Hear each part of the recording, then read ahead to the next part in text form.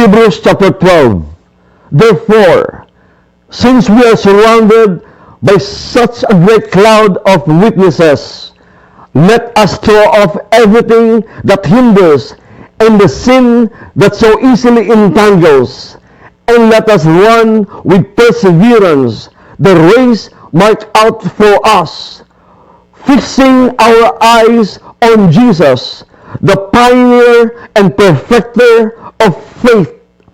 For the joy set before him, he endured the cross, scorning its shame, and sat down at the right hand of the throne of God.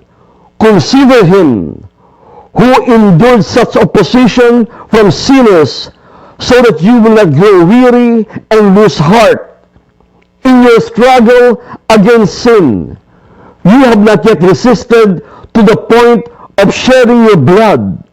And have you completely forgotten this word of encouragement that addresses you as a father addresses his son? It says, "My son, do not make light of the Lord's discipline, and do not lose heart when he rebukes you, because the Lord disciplines the one he loves, and he chastens everyone he accepts as his son." Endure hardship as discipline. God is treating you as his children. For what children are not disciplined by their father? If you are not disciplined, and everyone undergoes discipline, then you are not legitimate, not true sons and daughters at all. Moreover, we have all had human fathers who disciplined us, and we respected them for it.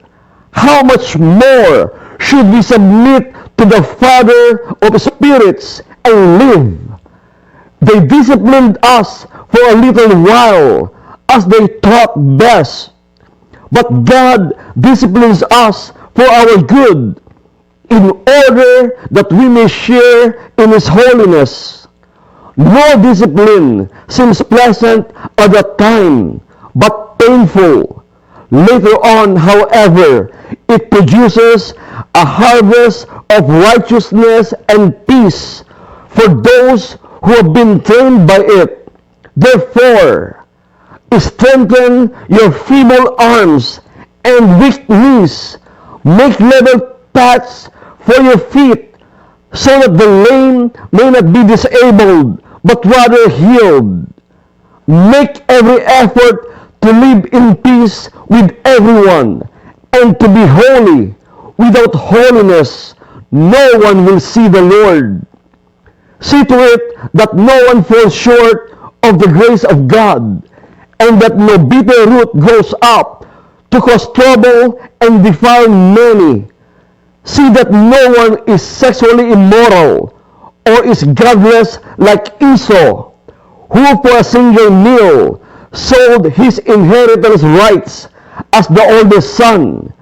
Afterward, as you know, when he wanted to inherit this blessing, he was rejected.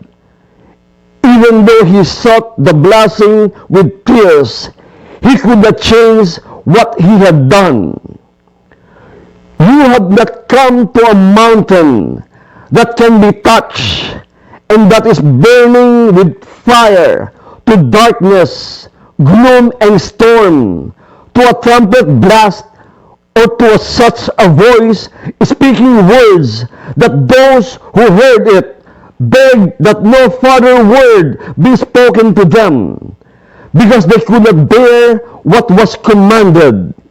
If even an animal touches the mountain, it must be stoned to death.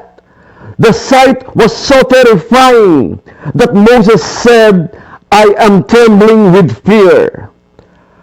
But you have come to Mount Zion, to the city of the living God, the heavenly Jerusalem. You have come to thousands upon thousands of angels in joyful assembly, to the church of the firstborn, whose names are written in heaven. You have come to God, the judge of all, to the spirits of the righteous made perfect, to Jesus, the mediator of a new covenant, and to the sprinkled blood that speaks a better word than the blood of Abel. See to it that you do not refuse him who speaks. If they did not escape when they refused him who warned them on earth, how much less will we, if we turn away from him who warns us from heaven? At that time, his voice shook the earth, but now he has promised, once more, I will shake not only the earth, but also the heavens. The words once more indicate the removing of what can be shaken, that is, created things, so that what cannot be shaken may remain. Therefore, since we are receiving a kingdom that cannot be shaken, let us be thankful and so worship God acceptably with reverence and awe. For our God is a consuming fire.